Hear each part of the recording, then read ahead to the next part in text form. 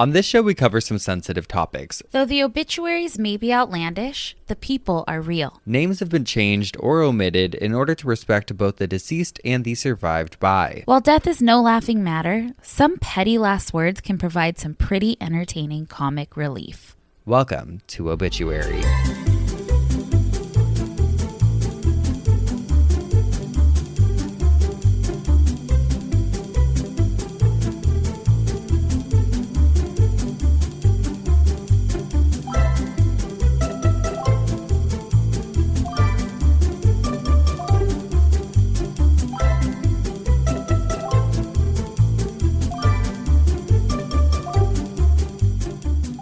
Welcome back to Obituary. I'm Spencer Henry. And I'm Madison Reyes. And we're bringing you a little afternoon delight today. An afternoon delight. It feels good. It feels different to be recording in the daytime. We never do this. I know. A new generation. A new generation, baby. Well, I've been in a pretty good sleeping pattern lately. You really have. I've been going to bed at like 9. That's crazy. But I feel like I have so much more time in the day because even though you have still the same hours that you're awake, like when I would sleep in later, we've talked about the guilt of it all before anyways. There's something about waking up super early that you're like, well, I'm up early. I might as well be doing shit. And so I have just been sticking with our East Coast schedule. But speaking of, we're on tour right now. We are.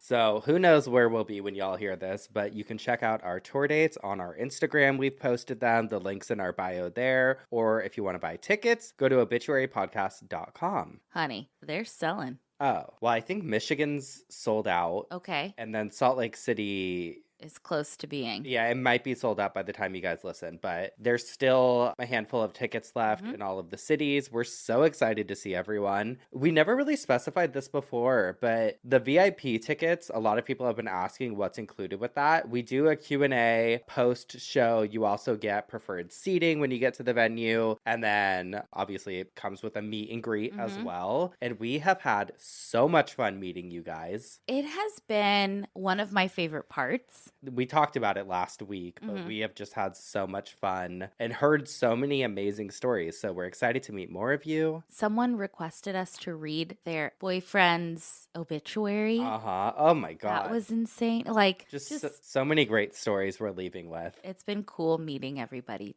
We've also got a lot of P.O. Box stuff, and we've decided to hold off until we're home. We read some last week, and then we're waiting till we get back home to unbox the masses because there's a lot right now. I dropped a huge box on your living room floor. You're like, can you not?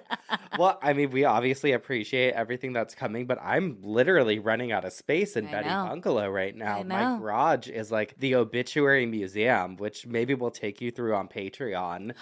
We should. Because there is a lot and a lot of cool shit coming in, but we want to make sure that we have time to like actually go through and read things and go through things properly because we know how much effort it is to mail something to someone. Oh, a lot of heartfelt stuff too that I'm like, you were willing to let go of this to send out. That's wild to me. I know. You never cease to amaze us. And hopefully we can thank you in person. I know. So buy those. Yes. Buy them. I used to work in sales, all right. You're a good salesperson. I'm a shitty salesperson. I could sell shoes to a fish. Shoes to a fish? Yeah. Lipstick to a pig. One thing that I've really enjoyed about the live shows is we've been switching up Am I the Assholes? And you've been surprising me. I have. Well, we haven't been formatting. Like, okay, if you guys listened to our live show, which I'm sure we've told you about by now, from Irvine, that was very much in the rhythm of how we do the podcast. The live shows we're doing now, little different. They're more visual. Yeah, we're putting on a show, honey. They're fun. They are fun. Yeah. It's not just us talking back and forth. Like, no. You're going to learn something. You're going to feel something. And honey, you're going to see something. You're going to see something.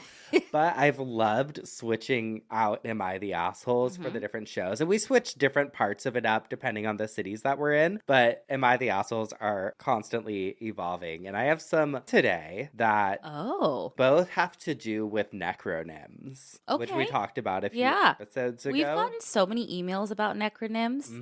I never knew the word for it before you told me. I know. Well, I didn't know until I looked it up for that episode. But I think it's so interesting. But this first one says, Am I the asshole for not naming a baby after my dead best friend? Before her death, we were best friends for around 7 years. We did everything together, got matching tattoos, went to theme parks, even got an apartment together. During those 7 years, my mother died. She meant everything to me, and I wanted to name my first child after her. My best friend comforted me every day until I was stable. Soon I got pregnant and I was so excited to have a child of my own. I told my best friend my plans on naming my child after my mother, and she got angry at me. What? She said that I should name the baby after her instead because I depended on her so much more than my mother. What the fuck? At first I thought she was joking, but she was dead serious. Oh no. No. She stormed off, proceeded to tell everyone how I had disgraced her. Obviously, nobody agreed with her because it was my child and my mother. And during the 8.5-month mark, we made up and she supported me through pregnancy. My husband constantly told me that he was worried about how she would react when the baby was born and named after my mother. I knew I should have listened, but I didn't. My baby was born early. She was in the same room as we named the baby. After me and my husband agreed on my mother's name, she started yelling and crying. The nurses took her out of the room, and my husband was so mad at her for disgracing my mother. A week later, I received a devastating phone call that my best friend had been in a car wreck after she got drunk and drove into a building. What?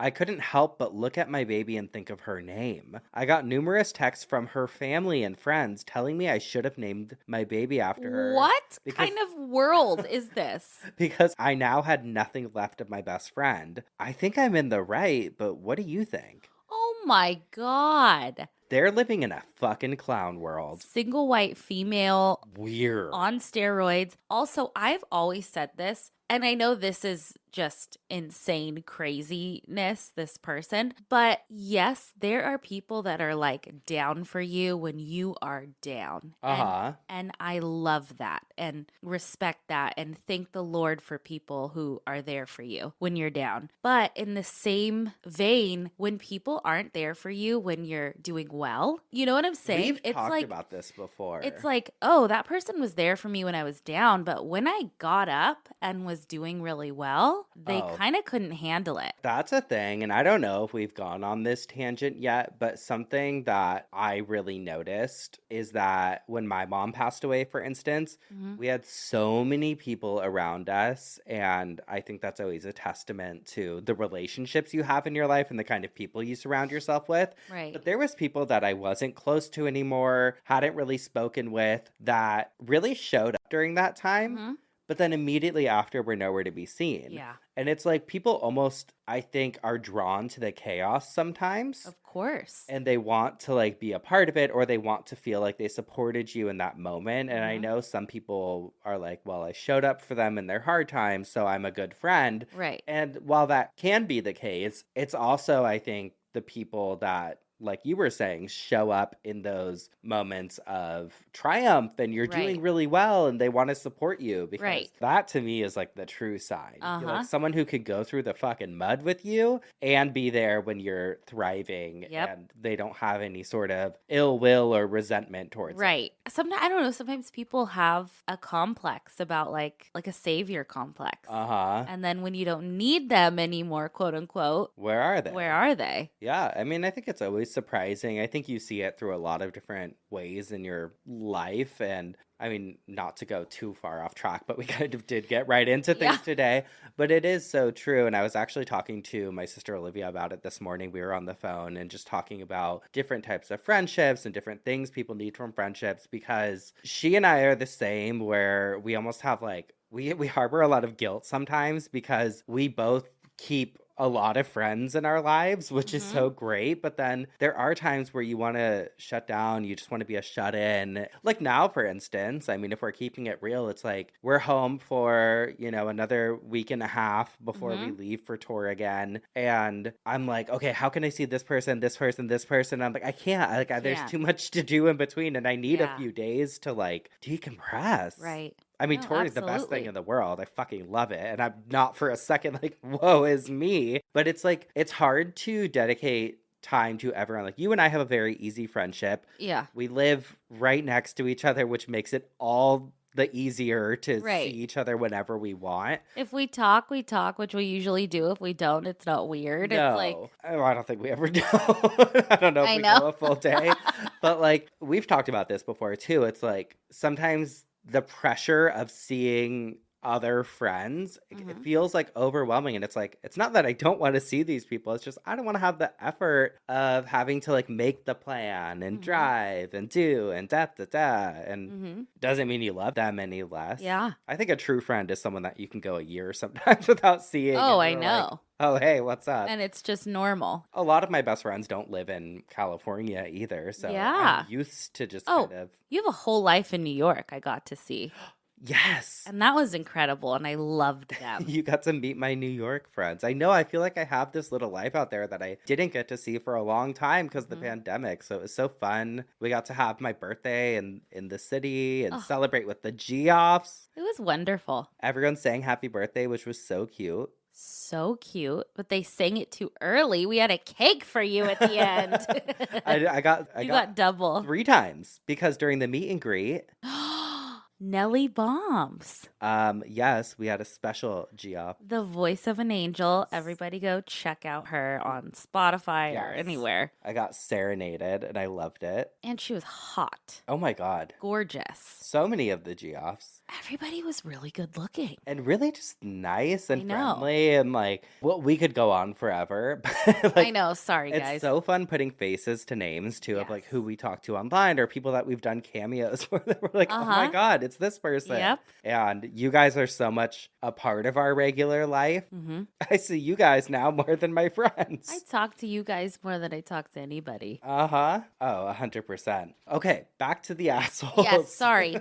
That went on a whole tangent, but she's not the asshole. Not the asshole. That girl has some weird issues. This one says, am I the asshole for forgetting my girlfriend of 8 months dead sister's name? Forgetting my girlfriend of 8 months dead sister's name. Okay. My girlfriend, 21, and I, 20, have been together for 8 months. Today we had a conversation where I asked her what her sister's name was. She got very upset, saying that she's told me multiple times and even has a tattoo on her back in remembrance of her sister, a lily flower, because her name was Lily. Oh my God. I don't think I'm the asshole. It's just a small mistake, and she's very, very upset about it. When I tried to tell her that she never told me what the tattoo meant, she called me a manipulator and a gaslighter. She's had a rough family life. Her sister was the most important person in her life until she died when she was 14 and my girlfriend was 12. Am I the asshole? You're kind of the asshole. Yeah, you're absolutely the asshole in that situation. That's an important thing to not forget. Yeah, that's very true. I talk about this with my husband all the time. I will tell him something and he will forget it. And now we say, because we saw like a meme about like, oh, when my wife tells me something and it was like a paper getting printed out and then automatically going into a shredder.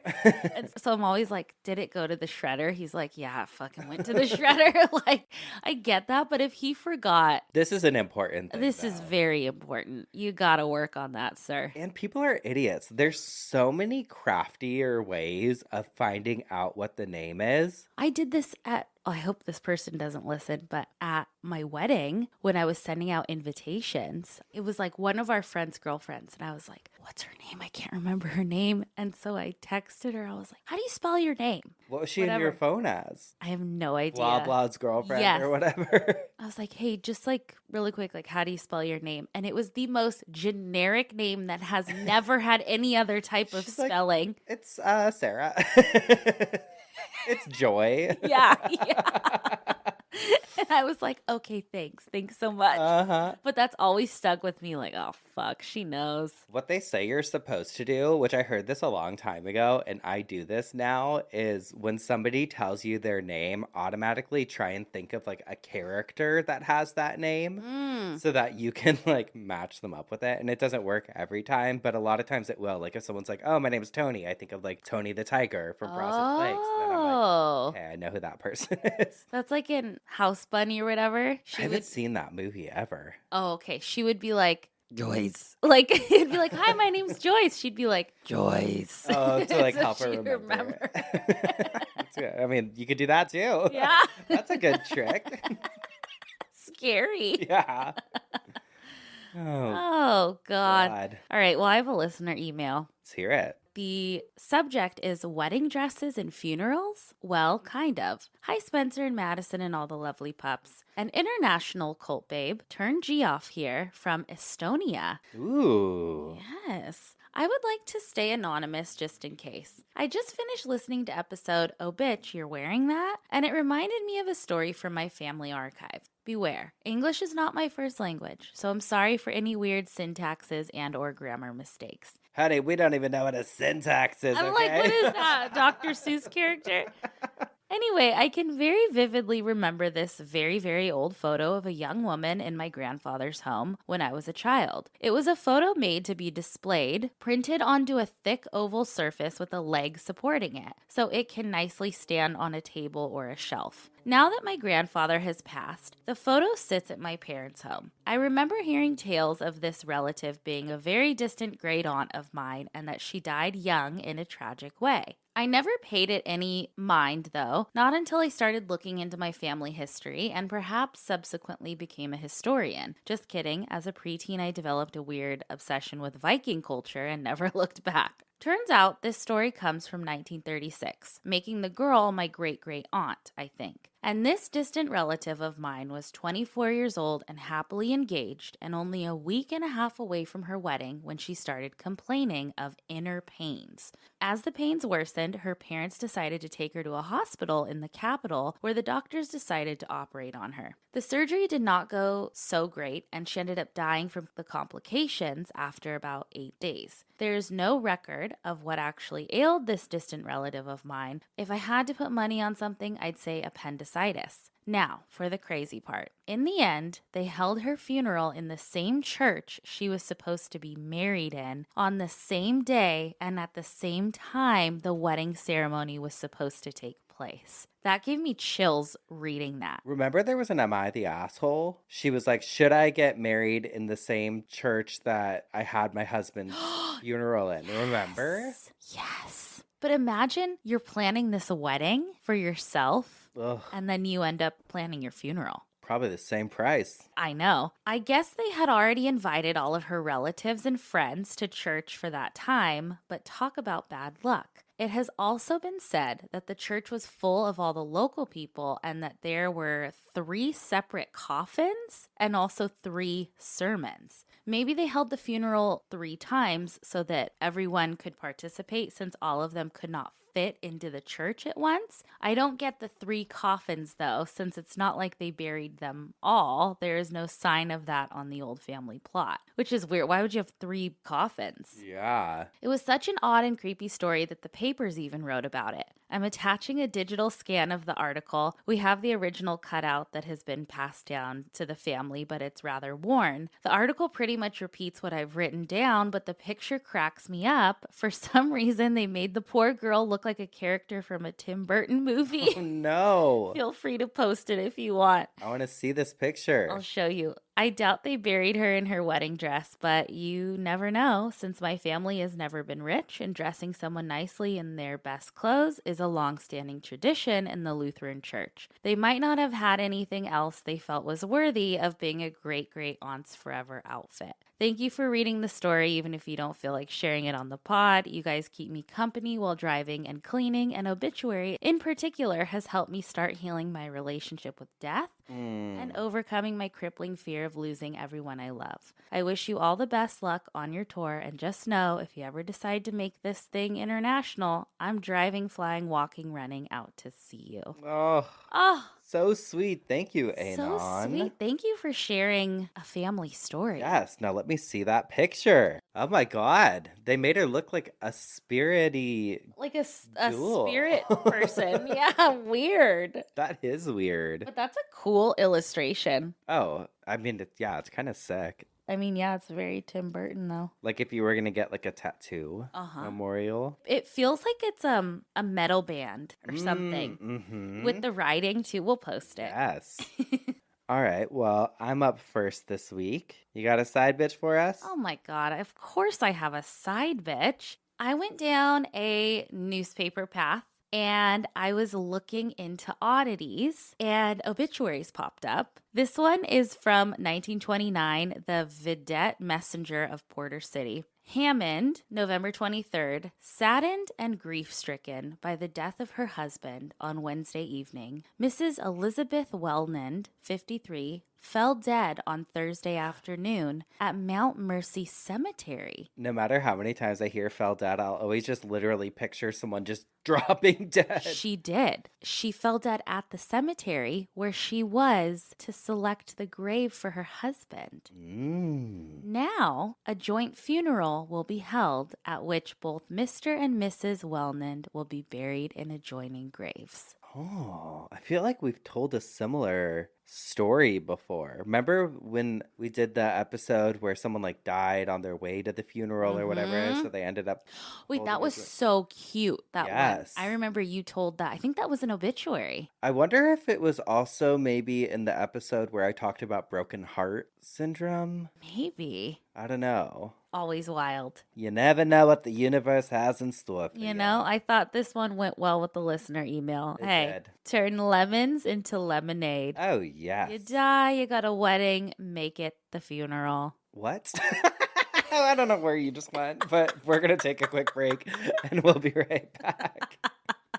And we're back. Spencer, what had you spinning in your coffin? All right, Geoffs. This week, we're headed down to the coal mines. So wear your fucking mask because Lord knows this is a very dangerous occupation. Okay, we're going different directions this episode. Madison, a while back, you talked about the Canary girls. How could we forget? I mean, we've talked about a few workplace My mind is spinning right now. I'm like, how are you going to connect this? Well, I've got a little Canary story, which is going to pull this all together. Okay. And it's what actually prompted this coffin spinner in the first place. And we're going to get to it. But first, I want to take us through a little history regarding the coal mining industry. Okay. It's actually really interesting. I went more so to just like pull some quick stats because I wasn't going to really get into the history of it. But once I started looking into it, I was like, You went down the mine. it was kind of interesting. It reminded me of like being a kid where you actually like you go on a field trip or something and learn about something. I've been in a mine shaft. Oh, Honey, hold on. hold on. No, at a museum in Chicago, like their huge museum. I Like wonder if I have. maybe you have, but they had a mine shaft you could get into and they take you down, down, down, down, down, so far down underground Oh, and then back up. we did the California Gold Rush trip. The hot dog's like ready for a story. She just went and got her tennis ball and brought it in. She's like, all right. We did like mining for gold or whatever. Did you guys do Cool. that trip? That was like a 5th grade trip. I forget where it was. I remember we all drove there and We went to Knott's Berry Farm because we're LA. yeah, So you got the they were like, Brambleberry. yeah, but they took us to Knott's Berry Farm and they have a mining ride there, Uh-huh. which I really like. I love it enjoy during Halloween when they're like, ooh, even though Knott's is like, they're kind of like the Ryan Murphy of rides. Sometimes it'll like start off strong and you're like, whoa, this is really cool. But then you're like, this doesn't make any sense. They left the storyline Oh, halfway fuck. through. So we'll never be on American Horror.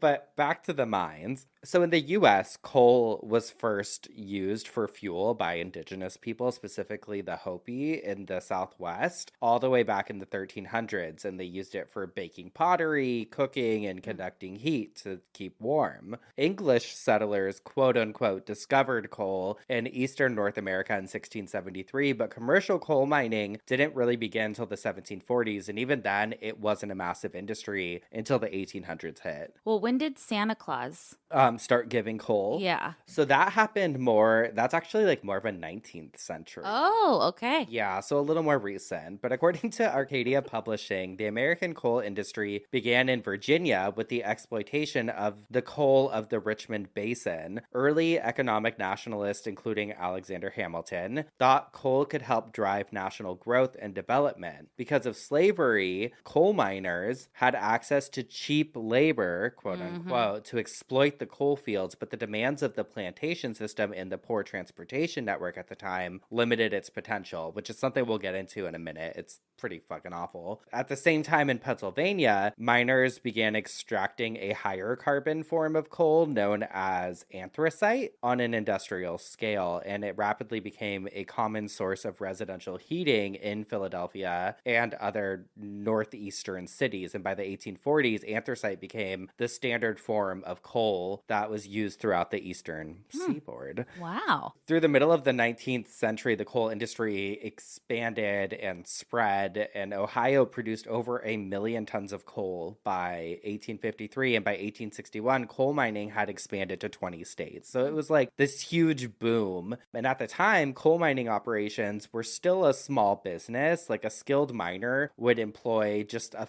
handful of laborers to extract coal close to the surface. So they weren't even necessarily going super deep at first.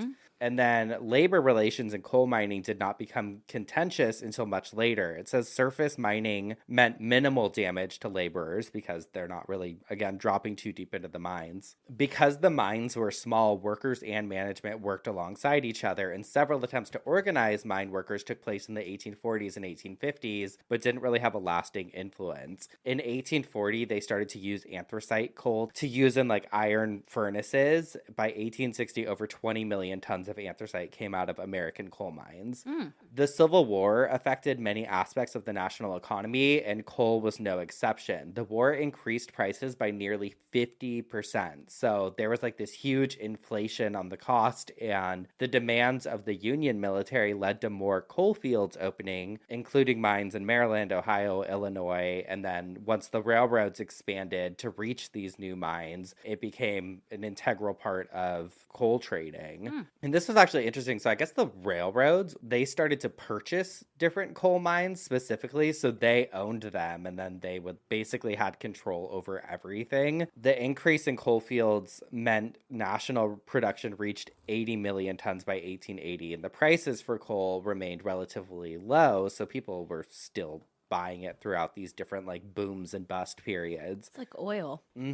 Labor unions began forming as mining became more capital intensive. It remained industry standard to pay miners by the ton rather than by the hour. And I feel like just a lot of people were really taken advantage of during this time. Contentious labor relations continued into the 1900s, even as the industry grew. However, the oil boom began, and primarily due to refinement improvements in the expanded use by the public of the automobile as a primary means of transportation, technology helped to make hydroelectric power more efficient, and by the 20th century, oil and natural gas began to overtake coal as the leading fuel source for energy production. Wow. Now we know. Now we know. The coal industry reached peak employment in 1924 with over 860,000 miners employed, but that number fell consistently until the late 60s. And despite a slight rise in mine employment in the 1970s as a response to the energy crisis of 1973, the coal industry, as of 2016, employed just over 75,000 mine workers. Most of the mining jobs had disappeared as a result of technological advances because machines can extract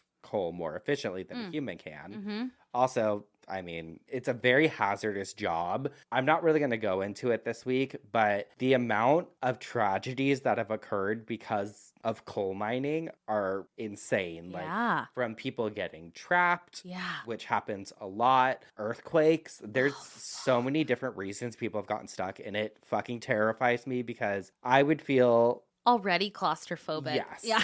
Uh-huh. Now, there's a very dark history when it comes to what's been referred to as convict laborers. After the Civil War, slavery persisted in the form of convict leasing, which was a system in which southern states leased prisoners to private railways, mines, and large plantations. While states profited, prisoners earned no pay, and they were still subjected to all of the dangers of working in these coal mines. Right. I watched a PBS special about this, and according to PBS, the coal mines of the Tennessee Coal, Iron, and Railroad Company were some of the largest employers of convict laborers. Coal mines were dangerous for all workers, from collapsing mines, suffocation, gas poisoning, explosions, and heavy machinery accidents that were happening on the daily. Before electricity, men often worked standing in water, swinging their sharp pickaxes and shoveling coal in the flickering light of their gas headlamps. After electricity, they had to avoid touching live wires. And so, for those who survived in the hazards, long-term exposure to poor air caused chronic lung diseases such as black lung. That's what I was trying to remember. I'm like, what was the famous black lung? Yep. So it's black lung, and it's also sometimes referred to as miner's lung or dusty lung. Black lung disease, I've always heard of it, but I never really understood what it was. It's kind of what it sounds like. It's considered a job-related illness, and you get it when you inhale coal dust over a long period of time because it mainly affects coal miners. It's also known as coal workers' pneumoconiosis. As you breathe in coal dust, particles will settle in your airways and lungs, and after they land, healthy lung tissue tries to get rid of them, but it can't. So your immune system kicks in and tries to fight off the little particles, and that leads to inflammation. And over time, the inflammation causes scarring, also known as fibrosis. So it literally, I'll show you pictures, but almost looks calcified. Yeah. Black lung. It's crazy, and there's no cure for it. Treatments generally aim to ease symptoms and prevent further damage to your lungs. Doctors will give inhalers and stuff, but nothing can counteract it. Yeah. According to the CDC, the years 1900 to 1909 were the deadliest in U.S. underground coal mining, with 3,660 miners dying in over 100 incidents around the country. In comparison, only 7,946 miners died between 1910 and 2006. Oh, fuck. Almost 100 years. Uh-huh. Okay. And meanwhile, thousands died in that 9-year period. Yeah. I think of coal mining, and I'm interested to hear if any of you guys have personal experiences with it, because I know you all live everywhere. And it's still people still work in the coal mines today. But I think of it as this antiquated thing. I think of it. Oh, I'm so ignorant to it. I'm yeah. Oh, they don't, what? They still do that? But yeah. Absolutely. And it's recent generations too. Yeah. So, but there's a reason these numbers went down. According to Ripley's Believe It or Not, babe. Yeah. Mr. Ripley. He's bringing in the big guns. I went for the real sources today. No, but this is what actually led me to this. So part of the reason for that lower number was the introduction of canaries in coal mines in 1911. Like the birds? Yes. Okay. The idea of No, they took the canary girls and they put them in there. Put them in the coal mines. So this was in 1911 when they started doing this, which was right after the most deadly decade in coal mining history. The idea of using canaries in mines comes from British physician John Scott Haldane, whose research into gases and their effects on people earned him the nickname the father of oxygen therapy. He invented one of the earliest gas masks, but one of his main interests was understanding what caused so many mining disasters. Okay. His suggestion was to put a canary in a cage and bring it into the mine with the workers, because canaries are, I guess, extremely sensitive to carbon monoxide. They have a high metabolism and they need large amounts of oxygen to survive. So if the bird suddenly became ill or died while inside the mine, the miners would have enough time to evacuate before the poison would affect them as well. What?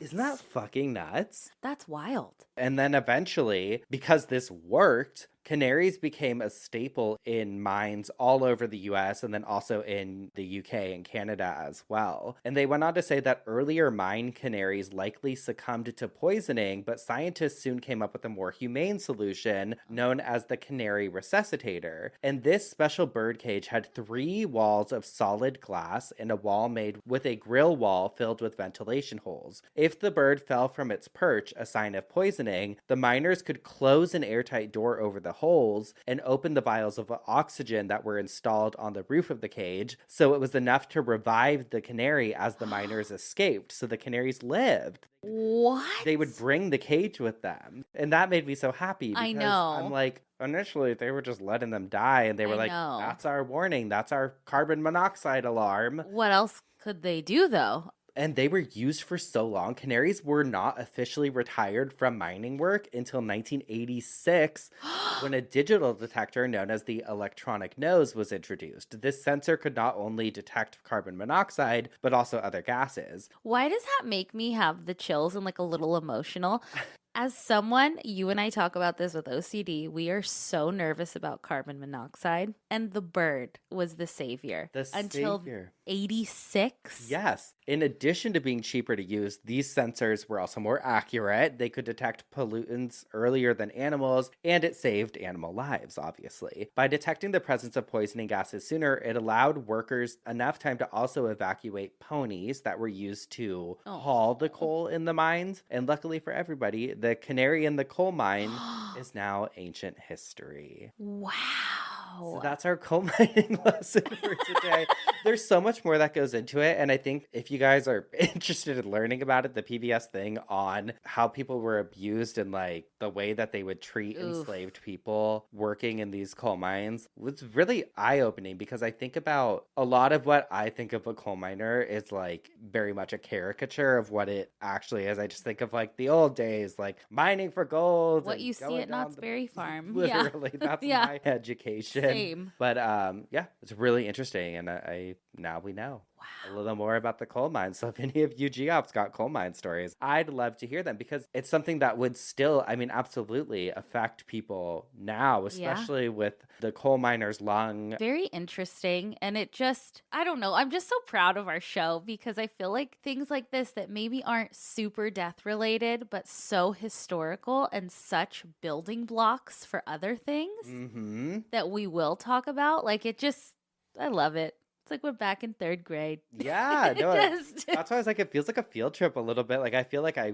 went and I learned about this stuff, and obviously there's so much more to it, but that's what I found. Wow. I can't believe that they used the birds until 86. That blows my mind. I know. That wasn't that feels long ancient, ago. but it wasn't long ago. No. Wow. Crazy. Really crazy. Animals are fucking badass. They are, and they've been used for... I mean, they're still used, you know, today with like canine units and stuff. It'd be interesting to look into more employed animals, well, service animals. Yeah. I saw a meme that was like, some dogs are cops. You know, it's like, whoa. Yeah, man. It blows my mind. I'm like, yes, officer. It's true. It's true. All right, well, let's take a quick break. When we come back, we'll hear what had you spinning in your coffin. Alrighty. We'll be right back. And we're back. What had you spinning in your coffin this week, girly? Before I get into it, I have a little riddle. I'm working on my segments, okay? My segues. Oh, fuck. Here we go. Okay. What do most fast food restaurants and some funeral homes have in common? They're both cooking up some meat. No. They have drive-thrus. A funeral drive-thru. Tell me more. Tell me more. Let me just tell you, I love a drive-thru. And I need to not love them as much. Okay, but how would you feel going through a drive-thru funeral? Oh, I would love it. I'd love anything that's convenient. Convenient, right? Mm-hmm. Now, I'll admit, I heard about these because they became sort of a necessity in 2020 with the pandemic and 6 feet apart. I feel like we started the show then, so we never really got into some of the COVID weirdness around funeral homes, which now I feel like we could probably dive into a little bit. We totally could. I mean, remember all of the drive-thrus that we participated in? Like drive-through graduations, birthdays. Some people Uh-huh. had drive-through weddings. Yeah. My parents actually got married in a drive-through Oh, in Vegas. I love that. That's my Yeah. dream. What a time to be alive. But a drive-through funeral is actually not the result of the coronavirus pandemic. They have been around for decades. Love that. Now, these types of funerals are often thought of as like a drive-through viewing, really, which makes it even crazier. Just like prop them up in the window. Honey, we're going to get into it. It won't be like your traditional funeral, but then I was thinking, I'm like, what is a traditional funeral anyway? All the shit we've covered, what's traditional? please. Who knows? Typically, how one works is a funeral home will have a big, often double paned window that mourners can literally drive up to or drive up and stand at. And in the window, you will find an open casket of the dearly departed on full display. Love that. So I've read there are typically time slots for mourners to prevent traffic jams, and each mourner usually has just a few minutes to pay their respects, and it's efficient, and I like it. Each service can be structured in a way that works for whoever is throwing it. So some funeral homes will offer music to set the mood. Some have different stations set up with a memorial book that you can sign or a donation box / card box. But besides a pandemic, a drive-through funeral is convenient for a multitude of reasons. Being a mourner can be a hard job. Avoiding bad weather or avoiding people that you don't want to see.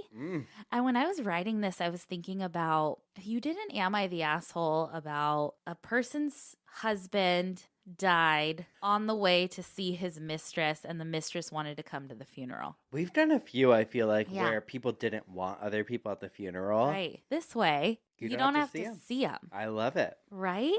Funerals can also be awkward sometimes, and that's not talked about enough. Awkward. And sometimes, quite frankly, we're not all ready to see an open casket. No matter how comfortable we are with death. No, I'd Right? put the little visor down on Yeah, maybe you'd feel more comfortable seeing a body through a few panes of glass in a window. You know? Sure. Who knows? Also, a drive-through can cut down on time. You just drive in and get out. Hey, I love it. So the first drive-through funeral home ever dates back to 1968 in Atlanta, Georgia. Mr. Herschel Thornton, a mortician who owned the Thornton Mortuary, which is still around. He's since passed away, but it's run by his grandchildren today. He came up with the idea, which he has called a mortatorium. He said that he was inspired by the times. Sometimes people wanted to be able to come see their loved ones at midnight because that was the only time they could make a viewing. I mean, not everybody has a normal 9-to-5 job, you know? Yes. What if we got done recording and we wanted to go do a little drive-by? What if I woke up and was like, Yeah, I missed it? That's Madison's sleep schedule. He also wanted to cater to the elderly, making it as easy as possible for them. I know, because it's tough getting out of a car. You know, my grandma, she broke her leg before she passed. And I remember one Christmas, she was trying to get into the front seat of the car and she couldn't get her leg in because it had like a boot on it. And she was like yelling at my grandpa and she's like, just put a roller skate on it and drive home.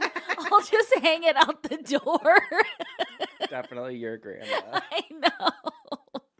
So I get it. It's tough. The Thornton Mortuary was soon equipped in the 1960s with 5 windows, all 6 feet wide. The windows all had beautiful drapes that, when they were pulled back, showed off an open casket that was slightly tilted in the window for better viewing. A perfect amount of fluorescent light and a draped backdrop literally made this like a beautiful window display moment. I love it. I love it. Herschel Thornton made sure to obviously have only bodies displayed that were approved by family. A release was signed before the loved one was put into the window. And I don't believe they're still offering this today, but I found a bunch of pictures. I'll show you this one. I'm not sure, and I couldn't find. I'm like, were there 5 different viewings happening at once? Because we've got like a multiplex. look it. And then oh my god, those pictures are that's cool. Herschel. Aren't they cool?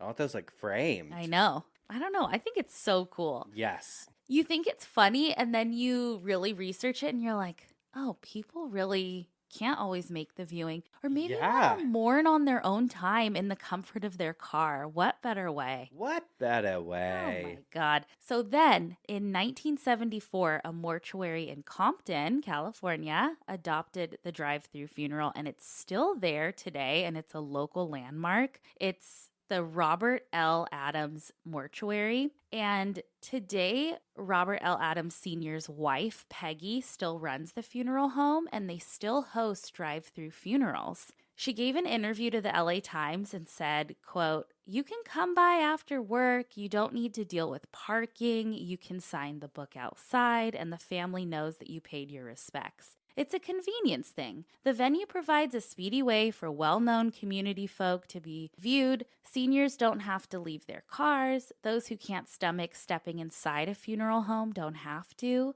Families can avoid the complications of hosting a formal indoor viewing. And the disabled can roll through in their own wheelchairs, as one woman recently did." I love that. But through my research of this particular funeral home, the reason they actually put in a viewing window was a response to gang violence in the area around that time. Many times, funeral homes obviously hosted a funeral for someone killed by gang violence, but this meant that rival gangs often knew where all of these people would be, and it would result in a lot more violence. Shit. The viewing window at the Robert L. Adams Mortuary is big and really beautiful. I'm going to show you a picture, and it's bulletproof. Oh, smart. They said they're not going to do a drive-by here, baby. No, I love it. So also in the 80s, the Gatling Funeral Home had their own spin on a drive-through funeral. A mortician named Lafayette Gatling, he's the owner of the Gatling's Chapel and Mortuary, offered a very different type of drive-through experience. He didn't have windows that you could drive by, but instead he equipped all of his viewing rooms in the funeral home with Panasonic video cameras. What? This was because he had a big screen outside for mourners. His drive-through hours were between 10 p.m. and 5 a.m. That's like a drive-in. I know, because he knew that not everyone can obviously make the normal visiting hours. What a mourner was supposed to do was drive up to the big lit up sign that he had that said drive-through open. There, they would find a button that you would have to press. Once you pressed it, you were sent to someone working inside, and you would state your name and who you're there to see. And then on the inside, they'd switch the camera to the right body. Imagine they're like, boop, boop. Oh, wrong body. Hold on. I'm sure that happened. I'm sure it happened. The funeral parlor sounds fucking cool. I found an article in the Chicago Tribune from 1989. I just want to read a little snippet of it. It says, "For the on-the-go lifestyler who can't pause, even for death, we have the very cutting edge of convenience. It's the Gatling's Chapel drive-through visitation. Please don't call it a Mick Wake. Proprietor Lafayette Gatling will frown. Business, even the mortuary business, has to keep up with the times. At the ranch-style Gatling complex, one can, under one roof, arrange a funeral at the Gatling's Chapel, buy or rent flowers at Ginger's Florist, handle tax and estate planning at Leon Jones and Associates, buy gospel records at Vogue Records and Variety, hold a feast in the Gatling's banquet room, and of course, opt for the drive-through visitation with the magic of closed-circuit television. Oh. You can do it all. This is not your somber funeral parlor with a staff that looks like uncles from the Addams family. At Gatling's, the 8 funeral directors never dress in black. It's burgundy on Mondays, gray on Tuesdays, and white for evening services. The decor is done in a peppy rose and off-white, and the fat catfish in the aquarium built into the reception desk is alone because he ate all of his company. A gold shovel is suspended above the entryway of the visitation rooms. It's a memento from the chapel groundbreaking. What else do you think a gold shovel would be used for? This is Lafayette Gatling's dream. That's the Gatling Funeral Home. I love it. Love it. Love, love, love it. In 2014, in Saginaw, Michigan, Ivan Phillips, the owner of Paradise Funeral Chapel, started offering drive-thru funerals. His reason was, again, that not everyone could make it to normal funeral/viewing hours. Now, he didn't just put in a large window, though. He also added sensors. So you drive up to a memorial box, push a button, which then releases a guest book that you sign and you can leave a gift there. And then you drive up to a window and the sensors sense your car, and then curtains pull back and your loved one is in the window, and then you have 3 minutes. And then once that 3 minutes is over, the curtains draw back and you gotta go. Wow. And then lastly, in 2014, Ryan Bernard of R. Bernard Funeral Services offered drive-thru services. Again, for the same reason as every other funeral home. Also, his family and him have a show on Netflix called Buried by the Bernards, Oh. which we should watch. Yes. But the drive-thru services are actually held in an old bank, and I can post pictures. You can tell it's an old bank. It's pretty cool. But in 2020, their business grew 50% because of all of the drive-thru funerals they had. No shit. Yes. So while drive-thru funerals are far and few between, many states do offer these options, and most of the time they're no extra cost. Just to name a few, Jersey, New York, Kentucky, Boston, Vegas, and Illinois also have them. Wow. Yes. Little drive-thru. Little drive-through action. I love that. I know. I think it's love it. Cool. I love seeing the pictures, especially from like the 60s and stuff of. All these beautiful coffins in a window. Uh-huh. I also feel like, oh my God, what a way to feel like a star. Oh, baby. You know? Well, I have a star for you, and her Oh. name is Miss Judy Stewart. Judy Stewart? Judith Marie Stewart, her full name, who was 82 years old and passed away peacefully in her home in Norman, Oklahoma on December 8th of 2022, surrounded by family. She was born in Grand Junction, Colorado on October 28th of 1940 and was adopted by Lloyd and Frances Farrell as an infant and was raised in Des Moines, Iowa. Judy was preceded in death by her husband, Kenneth Stewart.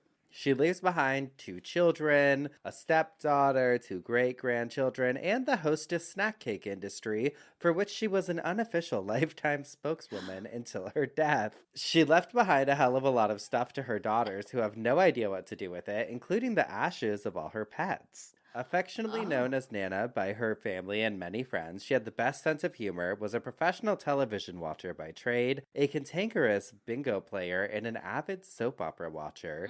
She also enjoyed collecting antiques off of eBay and proudly displayed her character telephone collection, much to the dismay of her children and her husband. Judy loved her family, animals, salt, I can't believe it's not butter light, Diet Pepsi, junk food, fast food restaurants, and large cheese pizzas with no sauce and triple extra cheese. God, are you reading my diary? She was known for being very kind, thoughtful, and eclectic. Her signature everyday look was all hers and took fashion cues from no one. A kitty t-shirt designed by the fashion houses of the internet and mail catalogs that showed up in the mailbox daily. She strived to make baggy clothes, laceless shoes, and flannel oversized shirts an international fashion statement. Oh, God love her. Maybe it is your diary. Yeah. Judy had strong beliefs in which she never wavered. She believed in spiritual advisors, psychic readings, that grandma was always watching over you, and one can meet a man by laying around the house in bed. It just takes time. She also knew when the cook was going to screw up her rare hamburger with grilled onions order and would promptly send it back. Oh, no. Judy was very, very loved, will be greatly missed and fondly remembered by family, many friends, and her special furry friends. Family will be holding a private service in the coming months. If you're interested in purchasing any character telephones, which include Mickey Mouse, Garfield, Kermit the Frog, What is this? and 31 others, please reach out to our family. Mine's gonna be like, if you're interested in any gavels, Gavels, yeah. please reach out to the family.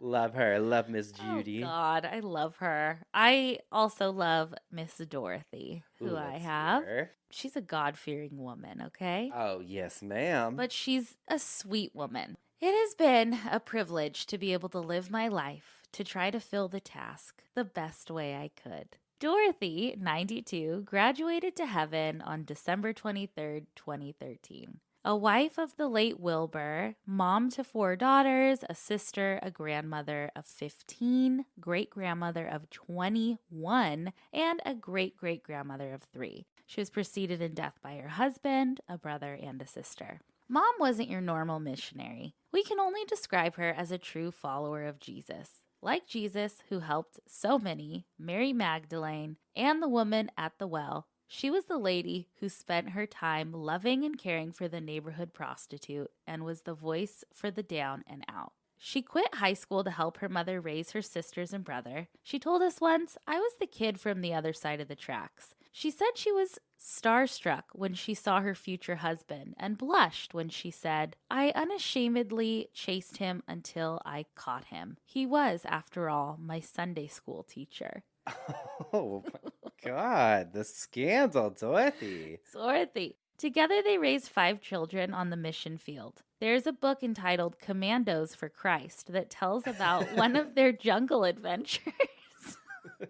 They were on the mission field and spent 40 years in foreign missions and retired at the age of 80. Dorothy was 11 years younger than her husband. They came out of retirement and helped their daughter and son-in-law co-found a missionary home. In 1992, Dorothy spent the last 7 years with her daughter. We found this letter she wrote on September 27, 2009. I can't sleep, so I had better tell you why. Today, my glasses frame broke, so I went to my eye doctor. And I ended up with a beautiful glasses and frames. Since I'm 88, thank the Lord, I got to thinking about laying in a coffin. What a shame to see those beautiful glasses just lying there, not needed. Why not give the new ones to someone who can't afford a pretty pair that size? So, put a $1 frame on my face, and if I take my trip soon, why not give them the new ones to a live person who can't afford them? Do tell them my story. Maybe they can tell of Jesus too. I wanted to serve the Lord from when I was 7 years old.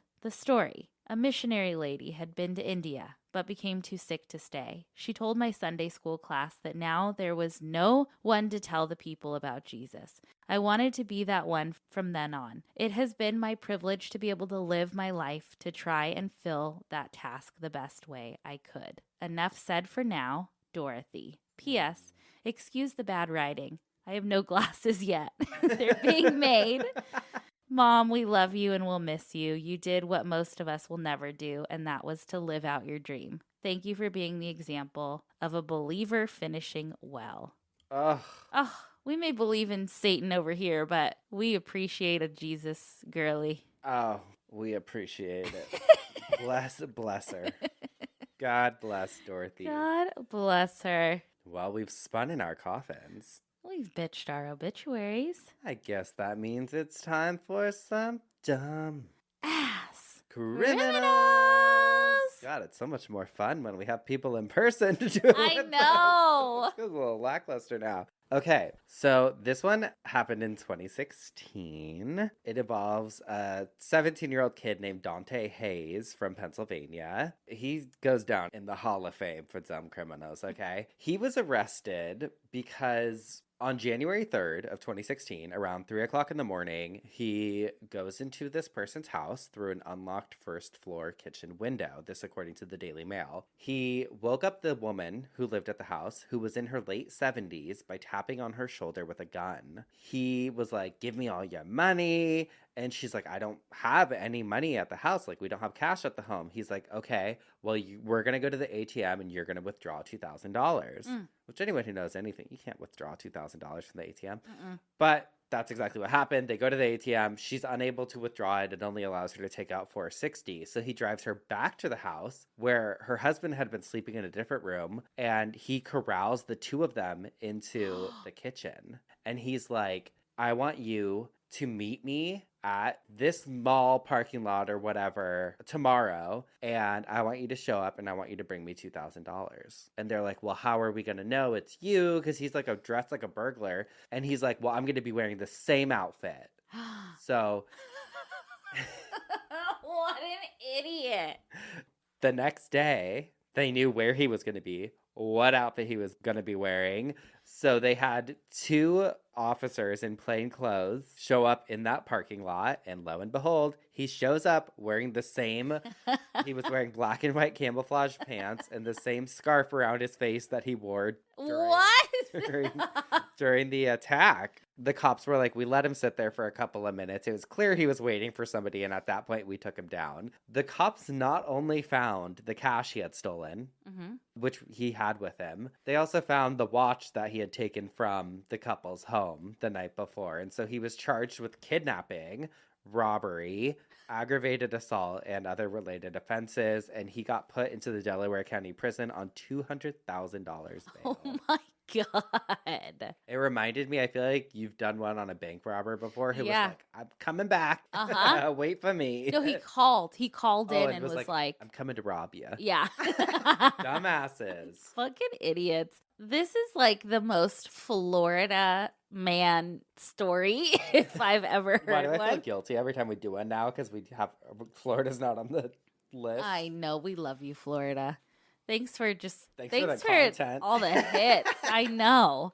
Okay, this is from theindependent.co.uk. I'm not going to read the title to you, but basically, there was a group of friends on vacation in the Florida Keys. One of the women, I guess, passed out. She was wasted. And James Len Williams, he's a 45-year-old. Was he part of this group? Uh-huh. He put her into a wheelbarrow to push her back to their hotel. Gotta do what you gotta do sometimes. He put her in the wheelbarrow to push her back to the hotel and then proceeds to just dump beer all over her and like was insulting her. And then like friends came and tried to intervene. There was a big fight. He ended up fucking up this guy, biting his ear off. What? Yeah, so the title is Florida Man Bites Off Friend's Ear and Fight Over Woman in Wheelbarrow. I saw the headline, was like, what the fuck? Only in Florida, man. Oh my God. So he was arrested at their hotel and he faced charges of aggravated battery, just plain old battery, and battery by strangulation. Classic battery. God. Put her in a wheelbarrow. Oh my God. Oh, this is him, by the way. Huh? Oh, he got his ass handed to him. He got beat up. Yeah, he got fucked up. Black eye. Fuck. But he bit someone's ear off. Love it. Okay, I know we said we were going to hold off on some P.O. Box stuff, but I wanted to read this one because I opened it the other day because the package looked enticing, and it was. I'll show you what was in it after, but first I want to read the letter they had written to us. Okay. Dear Geoffs, hello Spencer and Madison. I am finally writing to you. I promise I'll write again with goodies or something once I want to actually pay for shipping. They did send some. I'm turning 17 on March 3rd. Birthday twins. Oh. How does it feel to be influencing the youths? Great. We've already infiltrated the churches of America, the funeral homes of America. Oh it's my God. only time that we got. I hope a conspiracy starts, like how they're saying the drag queens are coming after the children. Mm-hmm. I want us to be included in that. Wonderful. Like Obituary is trying to teach children about death erections. Anyways, when I tell you that I was so excited to find out that me and Spencer had the same birthday, I'm not lying. It is the best birthday present I could have asked for. Oh. I wanted to go to the show on our birthday, but it seems to be impossible. Maybe I can go next year for my 18th birthday. Yes. Anyway, it was around August of 2022, and I was looking for a spooky pod to start celebrating Halloween. I remember thinking you guys were annoying, so I left it at that. Okay. All right. Then I found you guys again on Morbid and decided you're actually the best, and your podcast would become my whole personality. Okay. Redemption. Second time's The charm. charm. I've yet to find a more perfect podcast than yours. That honestly is so true. I love someone who wasn't really sure about it and then gave it another shot. We're a lot, but we understand that. Yeah. We're a lot, but we're worth it. Once you get us, you get us. It makes me laugh, comforts me, and is surprisingly motivating. It's helped me in trying to figure out what I want to be and gets me through the things I struggle to do. I'm always laughing at you guys talking about death and forcing anyone closest to listen anytime you say anything that even slightly relates to me. I want to thank you for talking about subjects no one asked for, no one will talk about, or no one ever considered. Turns out there are a lot of us who never knew it was exactly what we needed. Oh, that's sweet. Thanks for quote-unquote covering sensitive topics. Though the obituaries may be outlandish, the people are real, and death is no laughing matter. Some petty last words can provide some pretty entertaining comic relief. Lastly, thanks for getting your intro engraved into my memory, taking up space I could have used to store information for my next math quiz. Oh, no. I now feel prepared to write my obituary that I hopefully won't need for at least another 8 decades. I wanted to write to you before you are too rich and famous to care about your beloved Geoffs anymore. That will never happen. That will never happen. Oh, my God. Oh, and I hope it does. Honey, let us show us the money. No, we would never. You truly make every day that I listen better and every Thursday feel like a holiday. Bye, besties. I hope you like the portraits I drew of each of you. What? If you don't, just pretend like you do. Sorry for the long letter. I'll see you next Thursday. Wait, this is a 17-year-old? Yes. Oh my God, how fucking cool are you? Sincerely, cool Nale. Then they put the pronunciation of how to spell the first and last name. But Nale, I don't feel like we should give your last name because you're a minor. Yeah, I don't want to get in trouble. But we can say that Instagram, it's Nale, the artist. And we'll tag you when we post the pictures. But okay, I want to see them. Look at these. What? Aren't they cool? Oh my God. Wait. I feel like we're How like... did she do this? Cool characters. I love this. I thought it was so sweet, and I was like, oh my God, you are fucking talented. Talented. Wow. You don't need the math information, babe. You Who should cares? just be an artist. My God. I know. That is talent, babe. And we'll post these so everyone can see. It was so cool. That probably took such a long time to do. And if it didn't, don't tell us. We're going to pretend it took. Yes. It took months. Oh my God. Forever. Oh, little sweetie. Thank you so much for that. If you guys have stuff you want to send us, you can send it to P.O. Box 18149, Long Beach, California, 90807. You can follow along on Instagram at obituarypod, also on Twitter at obituarypod, TikTok, Obituary Podcast. You can also follow along on Patreon at patreon.com/cultleader. Write to us at obitpod@gmail.com. And I think that's covered all the bases. Get a cameo. And get your tickets to come see us live, obituarypodcast.com. But that's it for this week. We'll see you next week for some more coffin spinners, obituaries, and dumb ass criminals. Goodbye. Goodbye.